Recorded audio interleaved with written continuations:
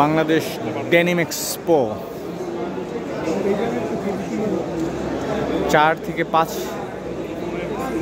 আজকে 7ই মে ডেনিম এক্সপোর দ্বিতীয় দিন চলতেছে। ডেনিমের ফ্যাশন কোথায় যাচ্ছে, নিউ ট্রেন্ড কি, সব একই ছাদের নিচে আসতেছে। বিশ্বের ডেনিম এক্সপার্টরা এখানে তাদের কথা বলছে, ডিজাইনাররা কথা বলছে, আপকামিং ফ্যাশন সম্পর্কে তারা ধারণা দিয়েছেন। মানে উদ্যোক্তা, ক্রেতা, বিক্রেতার একটা মিলন মেলা পরিণত হয়েছে বাংলাদেশে Bashundhara international convention centre. Denim product. Because